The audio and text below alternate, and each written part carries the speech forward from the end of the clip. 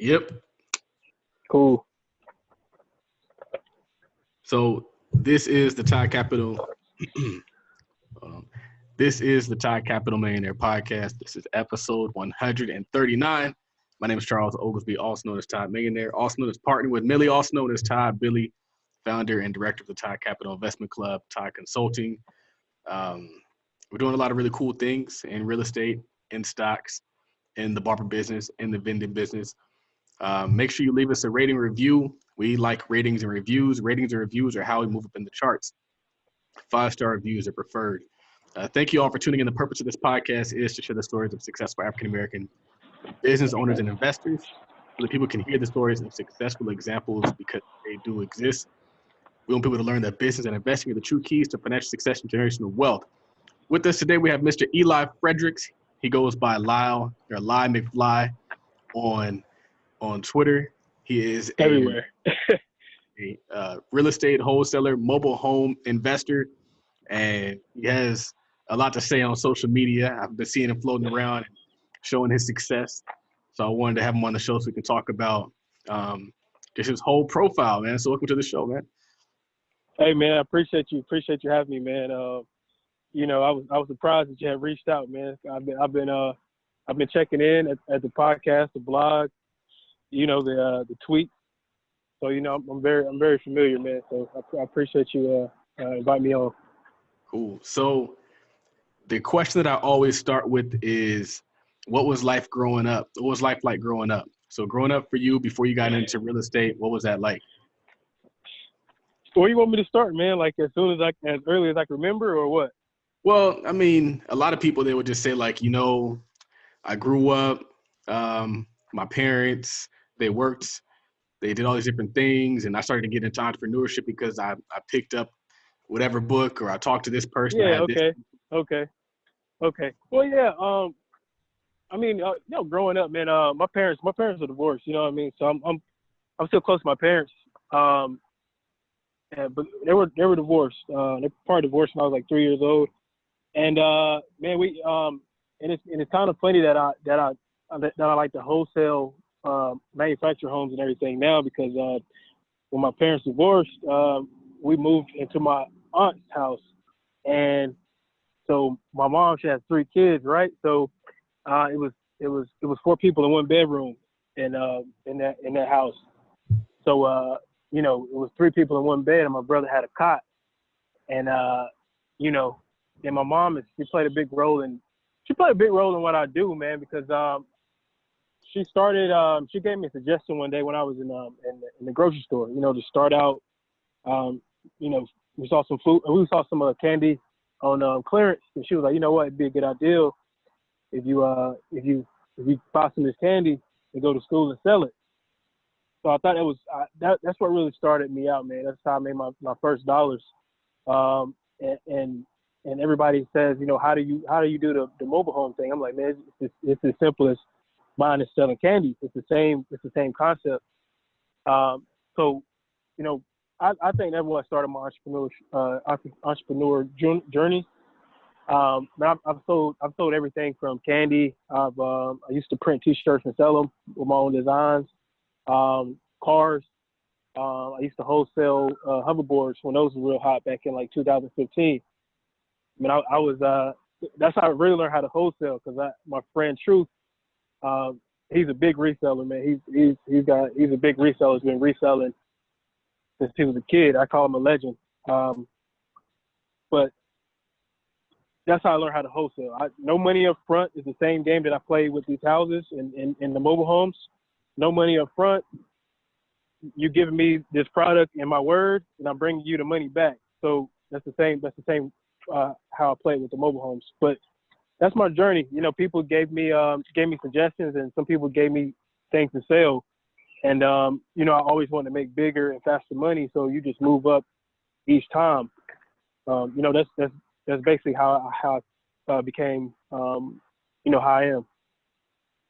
One thing that I noticed about you is you aren't necessarily in love with one particular niche, because I don't think you've been in that long. I think that before you were wholesaling regular homes, And then I think you got hip to the mobile home thing, and then you started doing that, and you were hustling and doing well there. Can you speak to what motivates that? Oh man, um, I didn't when you start out, everybody says it's not about the money, it's not about the accolades, it's about helping people out, helping the sellers out. One thing I realized with the mobile homes is you're helping the buyer and the seller out. These both sides are motivated. They're truly motivated people. The sellers are really motivated, and the buyers are just as motivated. I used to pass up on the mobile homes. People used to call my phone at least once a week off my bandit sign, and I used to pass up on them. I used to give them the runaround, be like, okay, yeah, I'm a drive by, and I'd be like, okay, what's your name again? I'm like, okay, cool, but I wasn't really interested in it. But one day, this lady had called me, and she said, I seen your sign, and I'm like, yeah, what you got for sale? And she said, I got a double wide. It was flooded. It's out in Wallace, North Carolina. I'm like, okay. I said, okay, cool. What's the address? I'll drive by. And I didn't write the address down. I didn't remember the address.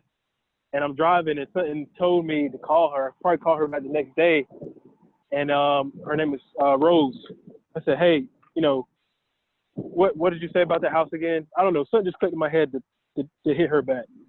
So I hit her back, and it was a house. I sold the house in probably about 5 or 6 days. It took me a while because my first mobile home wholesale, and I tried to make the most money I could. You know what I mean? Instead of just getting this thing out of there, I tried to make the most money I could. And she wanted more money in the beginning, but I sold the house, and man, she almost broke down in tears. She almost made me break down in tears when she was telling me how much I've helped her out. And I didn't have that same feeling when I was just doing, wholesaling with single family homes or anything like that. But I don't know. Every time it's an emotional thing when I'm selling these houses, because you think about it. These people are our market got hit by hurricanes, bad hurricane 2018, Florence. And I just sold a mobile home last week, and the lady, she was telling me that she had been inside of her cousin's house for 2 years, and I just sold her house. She was been in somebody's house for 2 years, and I sold her house, and now she got somewhere for her to live. She's got her own land. She can put it on her land now, and it's just more fulfilling, man. And it's quicker. If you want to get to the money part, it's quicker money, because I'm selling these houses with one phone call, and one phone call can land you $5,000. You know what I mean? And it didn't cost you nothing, because you build your network up, or you put the banner signs out, somebody needs your help. And then, the money's quick. You don't have to wait till the attorney to file the paperwork and stuff like that. It's none of that stuff. You just need a title and somebody to notarize the title. And, you get the cash like that. So a lot of people, when they talk about mobile homes, they talk about these $2,000 rehabs, real cheap rehabs, inexpensive rehabs. How are they getting those rehabs for so inexpensive? You have to think about it too. You're not putting granite countertops in these houses. You're not replacing drywall and things like that. You're maybe painting over the panels in the walls. You may be putting a little carpet on the floors. Little laminate. Most of these houses are 14 foot wide and about 60 to 70 feet long. They're not gigantic houses. You know what I mean? They're not gigantic. The rehabs are pretty cheap. Most of the time, you don't have to do the roof on these houses, because most of these houses aren't old. Most of these houses, man.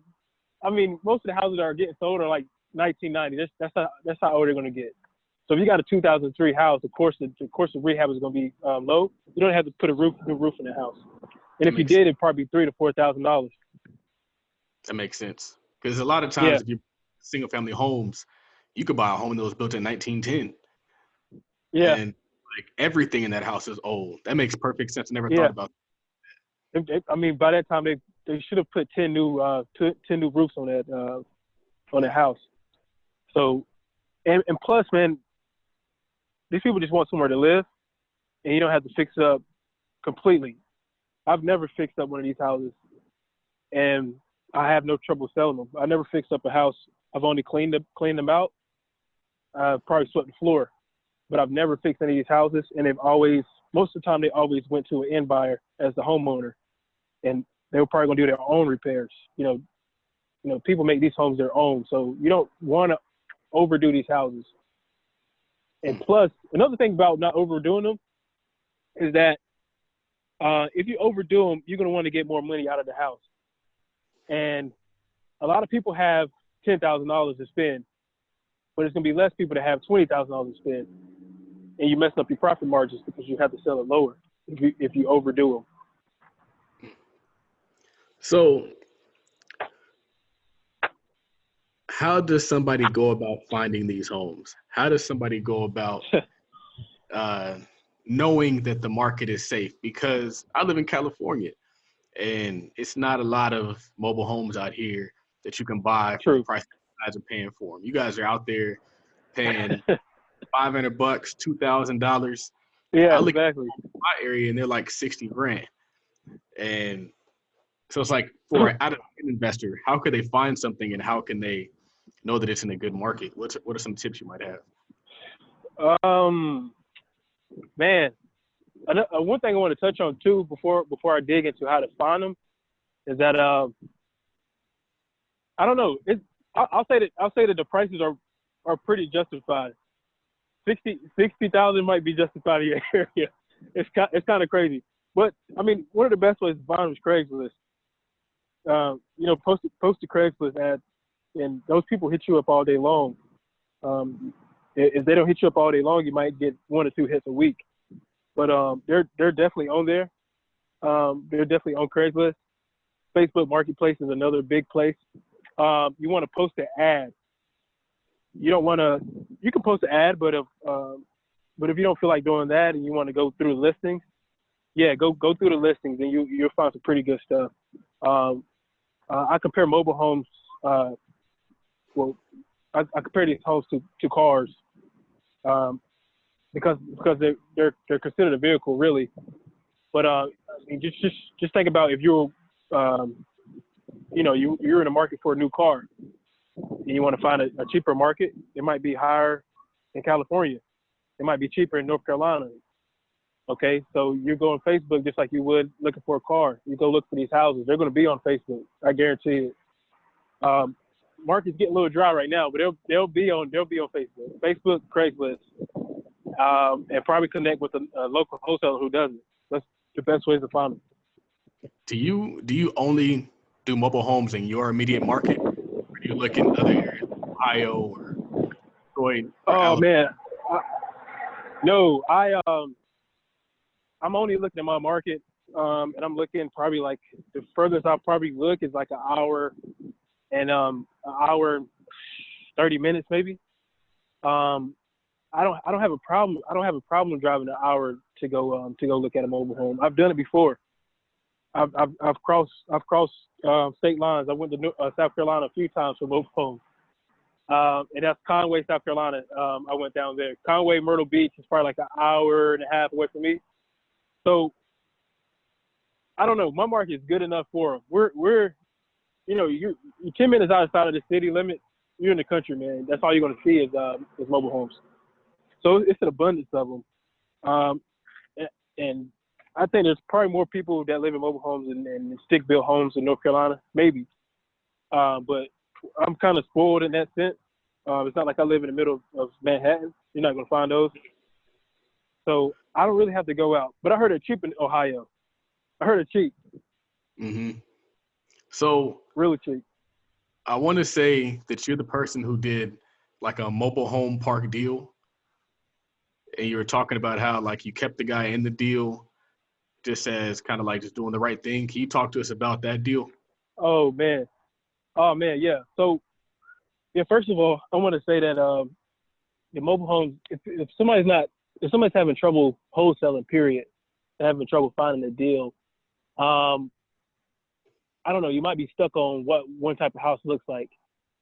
And the reason why you're stuck on what one type of house looks like is because a lot of people made a mistake and try to find the buyer's list first. And that's a problem because everybody says that wholesaling is thinking outside the box. But if you create rules and you listen to, if you listen to anybody, you're putting yourself inside a box. You're putting blinders on. So if you're talking to your buyers and they're saying, "Oh, I'm looking for 3.2s in this specific in this zip code," you're not gonna look at the mobile homes down the street that everybody and their mama can buy. You know what I mean? So get back to the point. Mobile home investing, mobile home wholesaling will be the quickest way you can get a deal. You find that house to be sold in an hour or two, cash. The deal will be done. And I had my guy. He called me off a bandit side one day. His name is Derek Sellers.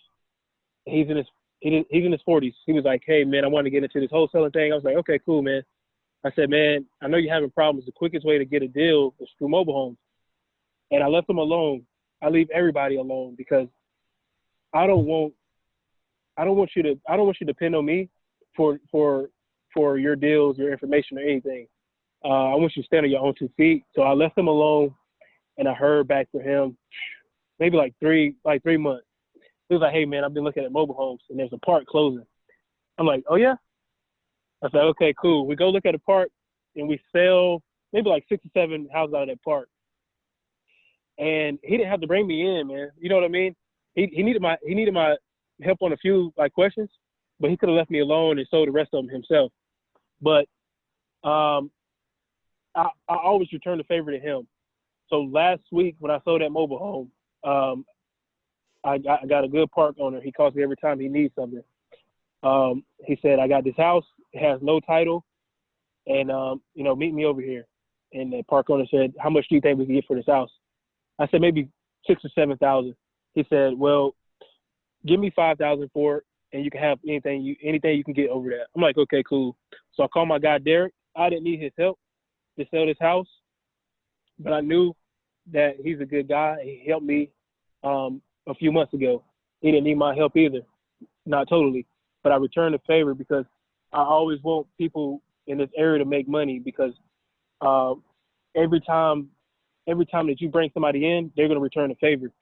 And he just, I made some money with him last week. We split the 5,000. I could have kept all that money, but I put 2,500 in his pocket. And he hit me up today to split another deal with him. So I'm trying to create this culture in this area for everybody to make money together. And we're stronger together because here's another tip. A lot of times, wholesalers, they're not the only person that's out there looking at the property. Some of these owners want multiple bids.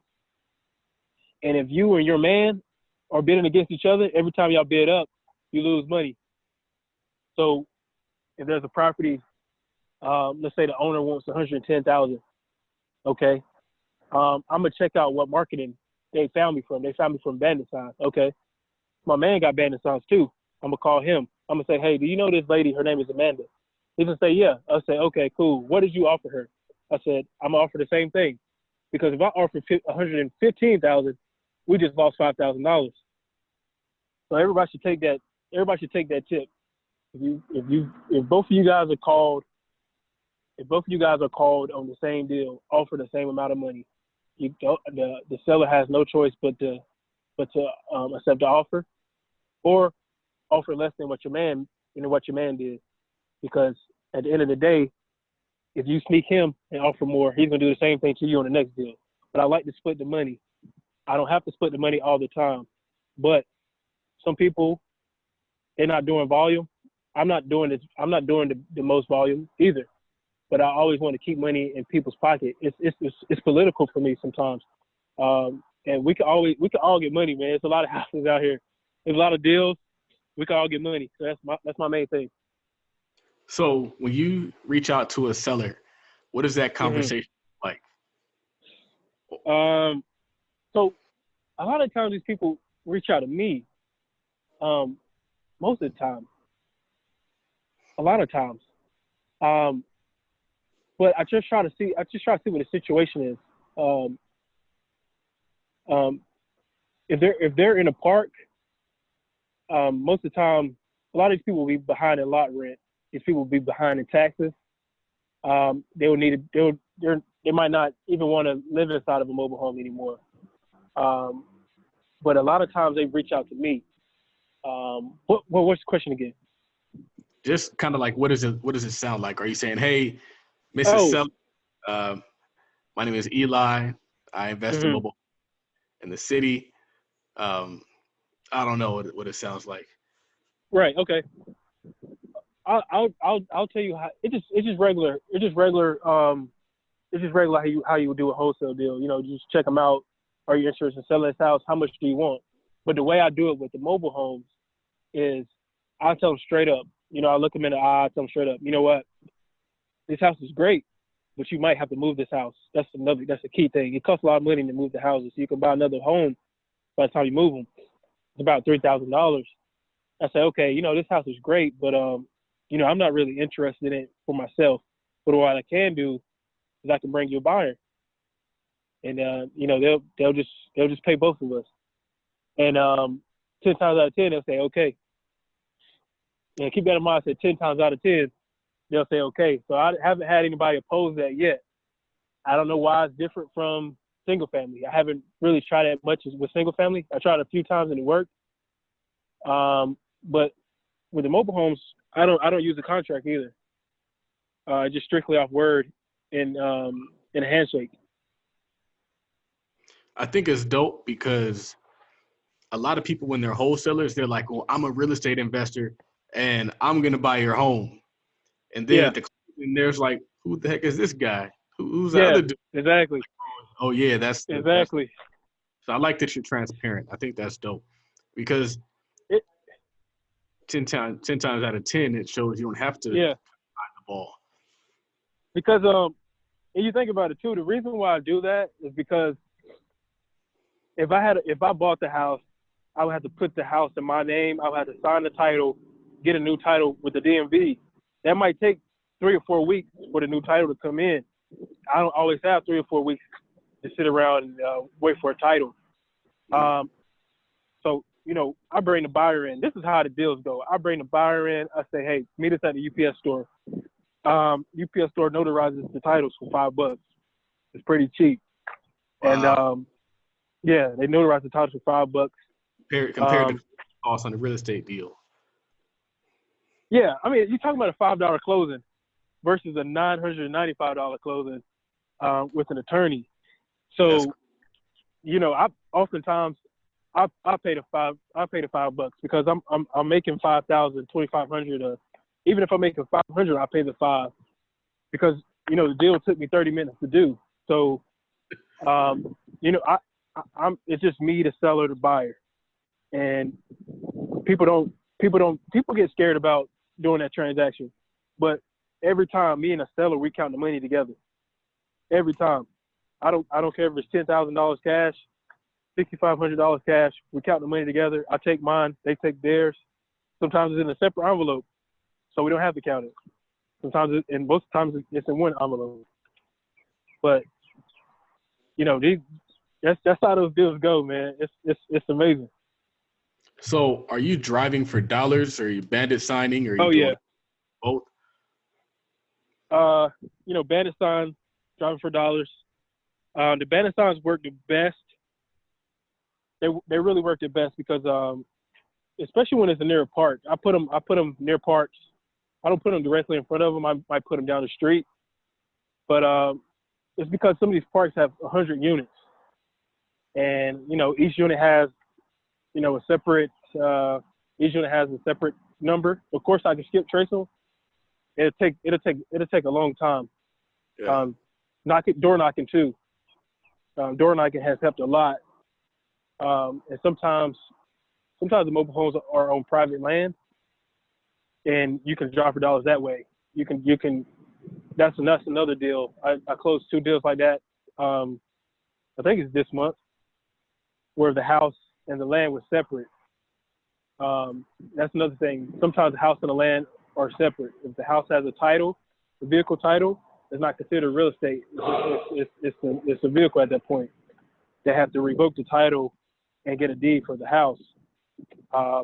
And they have to put a brick foundation around the house, so it makes it look like it's fixed foundation. It can't move. Sometimes you can play it like that. Sometimes you can buy the land or wholesale the land itself and sell the mobile home in a separate transaction. But bandit signs and door knocking are number one and two. But bandit signs are going to get you leads all day long. They get me leads. Man, I think almost every mobile home lead that I didn't door knock came from bandit signs. How much They you work, spend man. on bandit signs? I get my signs from dirtcheapsigns.com. Man, I wish they had like an affiliate program.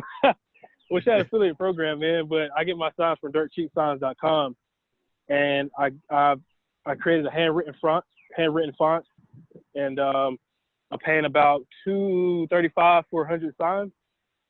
And I used to pay $100 for 100 and like maybe $160 for 100 signs, but I got them double-sided now because I think you lose opportunity if it's not double-sided, and it takes a long time to write your information on 100 signs. But I'm paying, that's nothing, man. That's cheap. 100 signs for $240, and if you land one deal, you can buy thousands of more signs. So it's no problem. Very true. It's that Yeah. first investment. A lot of people are thinking they got to spend thousands in order to get the deal when you just spend a little too much. Get your first deal. You only need one, and then start reinvesting in marketing. Yeah. When I first started in wholesaling, I had got some foam signs from Walmart. They were like 50 cents a piece, and I cracked them in half. So now I got 2 signs for 50 cents, and I used to write my information on that.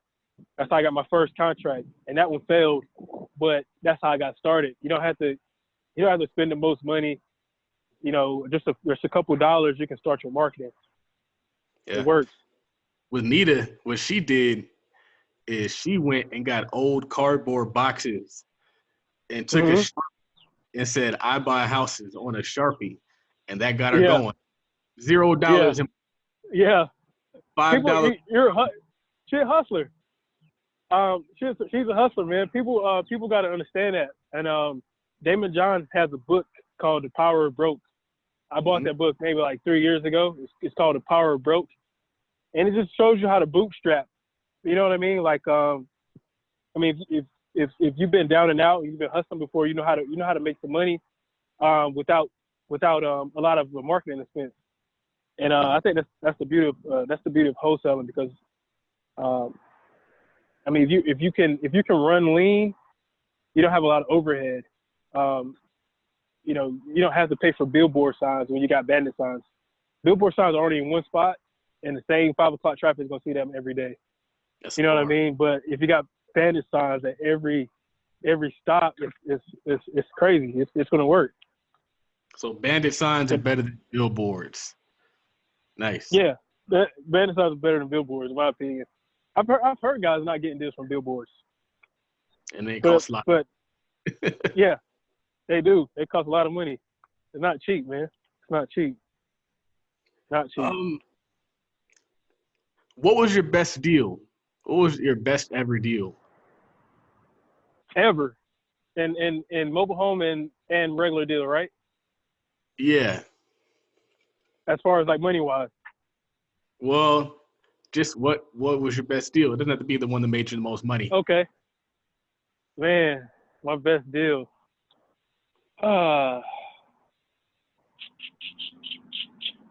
Man, my best deal. I messed up a lot of times, man. I messed up on a lot of deals.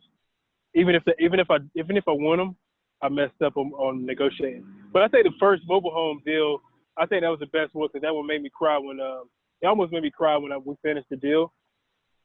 It was the most fulfilling one. I made like $2,000 on that one, and I actually was supposed to make $2,500, but I gave her $500 more. Why not? You know what I mean? I needed the money at that time too, but I gave her an extra $500 because she told me, she said I'd take $8,000, maybe even $7,500, because I'm ready to get this thing over with. And I sold it for 10. I could have gave her 75, but I gave her that extra 500. But that was the best deal, the most fulfilling one. Because sometimes you just wing it. You don't know what you're doing. I almost gave up on that deal. And sometimes you got to think about it. Sometimes when you give up on deals, three people are affected. You're affected because you're missing out on easy money. The seller is affected because they have to get rid of a house. And the buyer, they need to make money or they need a house to live in. So three people are affected. So you got to think about it every time you pass up on a deal or negotiate bad on a deal. You know what I mean? So you got to think about that. But that first mobile home deal was my best one, my most fulfilling deal. I think what's dope is you mentioned that you said you might have made a mistake in negotiating. And a lot of times the reason why people don't get started wholesaling is because they don't want to make the wrong offer. They don't want to negotiate improperly and not make as much money as they could. And Yeah. I feel like feeling as though every step has to be perfect is what keeps people on the sidelines. Yeah, exactly. And truth be told, my first deal I mentioned earlier that my first ever contract, not a deal, my first ever contract when I had got off the bandit signs from Walmart, that was my first mistake. I lost that deal. I mean, it was a $450,000 house that got flooded, and the guy wanted $150,000 for it, and I didn't negotiate not because I was scared, because I thought it was such a good deal. It was my first one. I literally just stepped outside. I just literally was in the game maybe like 2 weeks, and I was in the game like 2 weeks, man, and I didn't get the deal sold, and I was nervous, and I backed out of the contract within 7 days. And truth be told, the guy actually sold the house for $50,000 less 2 months later. So, you know, I could have made anywhere from maybe like $20,000 to $25,000 off that deal, off of 50-cent bandit sign for Walmart. And I know I could have, because I saw comps in that area. The whole neighborhood, the whole country club got flooded. And that's another thing too. That just shows you what type of clientele you can get off these signs. Nobody cares when they're in trouble. You know what I mean? They need your help. You're talking about $500,000 house in a country club, and he was going to sell his house to me off a bandit sign I got from Walmart. So don't be afraid. You can mess up. I still mess up. I messed up last week. I messed up the week before that, and I could talk about those deals all day long. I still mess up. Sometimes you move it too fast. Speaking of talking about those deals, what was your biggest mistake in real estate? My biggest mistake on a deal or real estate period? I'll say my biggest mistake on a deal. A guy had called me up for bandit signs. They work for me, man. Most of these deals gonna be bandit signs. A guy had called me up for bandit signs. He said, I got a house downtown I want to sell. I'm like, okay, can you meet today? He was like, no, I can meet tomorrow at 12. Okay, okay. So I looked up the property. It's worth $240,000, and it's a historic property. It's been his family since the 1800s, and it was still standing. And I walk into the house. It's big, and it's huge. It needs a lot of work. And I say, how much do you want for the house? He says $40,000. I said, oh yeah. I said, how soon do you need to close? He said next Wednesday. It was Friday, man. He said next Wednesday. So of course I'm agreed to the price. It's $40,000 for a $240,000 house, and you know, he didn't want to sign the contract because I said I wasn't sure if I could close by Wednesday, and I wasn't. But you know, I said, you know what? Leave the lockbox here, and I'm gonna give you the contract, and I'm gonna talk to my lender. And my lender, as far as the buyer, you know what I mean? the wholesaler lingo. So I said, you know what? I'll talk to my lender, and we'll see what we can do. So he goes home with the contract. I keep the lockbox on the door so my man can get inside the house. So I contact my man and I say, would you buy this house for me for $70,000? He gets me on the phone. I texted to him. He gets me on the phone maybe some hours later. And he was like, can you do 65? Of course, he could have done 70, but he wanted to negotiate. Could you do 65? I said, yeah, I can do 65. So that's $25,000 right there. The seller doesn't pick my phone up. My seller doesn't pick the phone up the whole day. The seller doesn't live in that house. I drove 20 minutes to the house that he does live in and waited for him to come outside, but he wasn't home. I turned around, he's driving up to the driveway. I'm like, man, what's up with you? You're not answering my call. I said, we're good to go now. He's like, nah, it ain't gonna work like that anymore. He said, I got somebody else. He said, now it's about who's got the best offer. I said, damn. So he said, now it's about who's got the best offer. Hold on one second. And I was like, man, so I lost $25,000 right there because I hesitated and I didn't know if somebody could close in that time frame, man, just a few days. But that would have been the easiest money I ever made in my life, and probably the most as far as like a wholesale deal. But I don't know, the lesson of that is to know your buyers.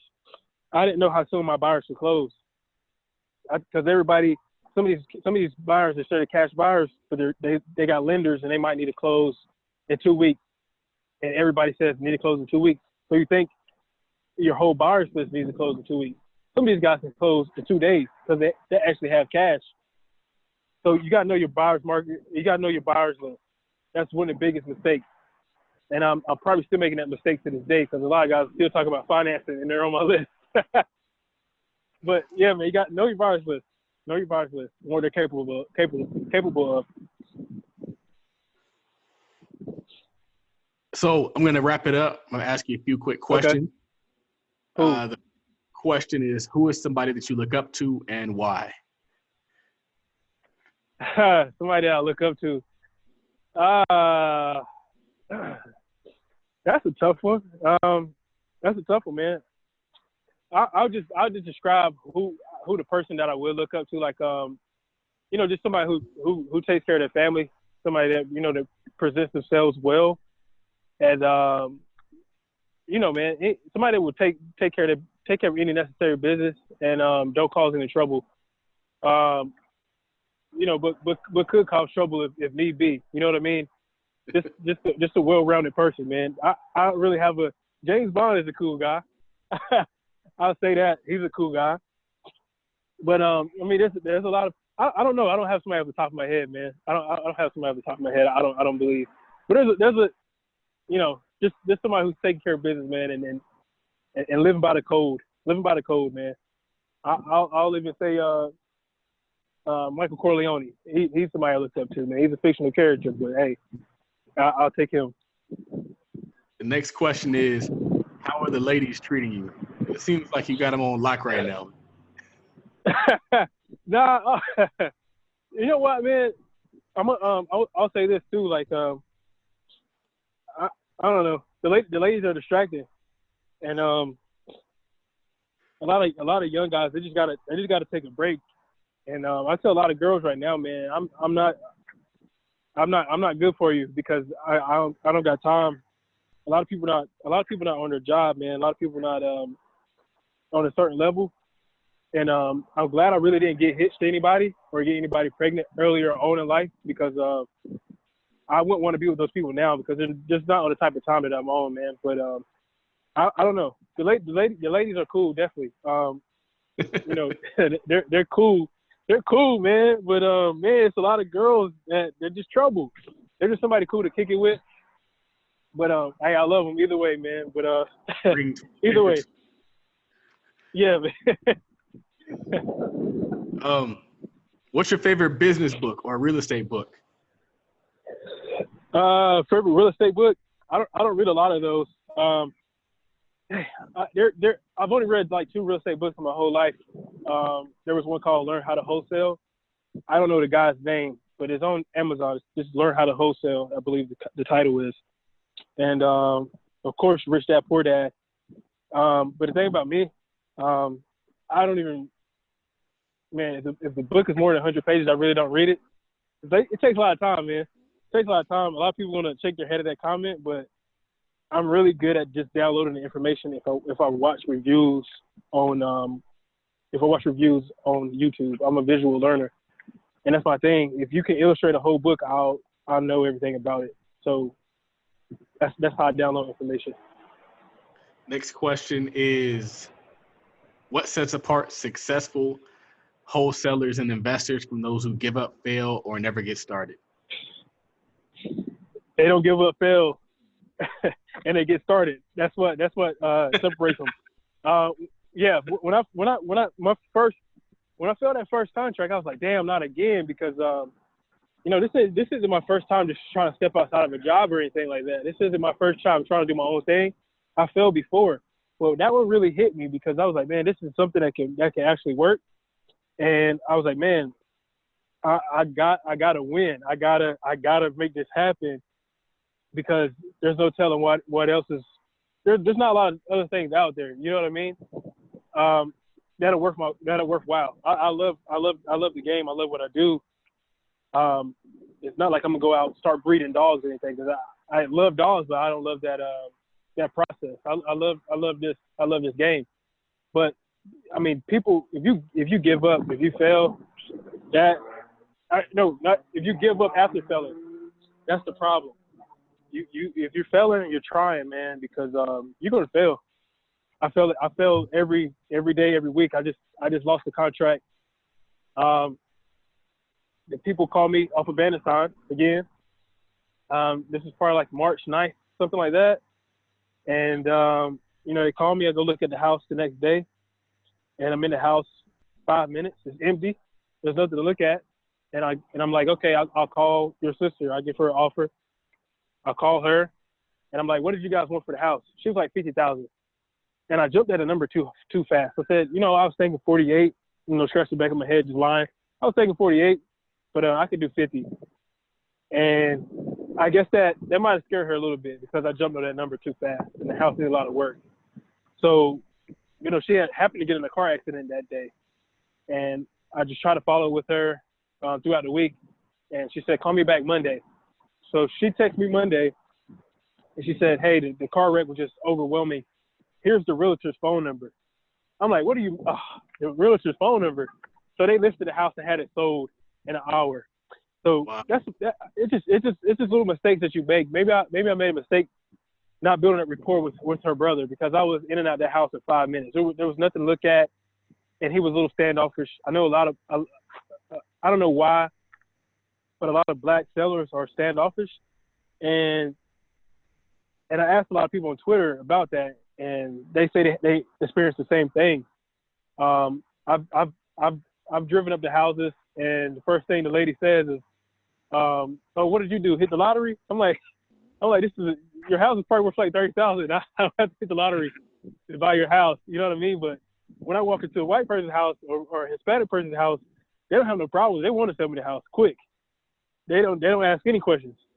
But I don't know. I got to start building up more rapport with the black sellers and ease them more, because they're not really trusting of investors.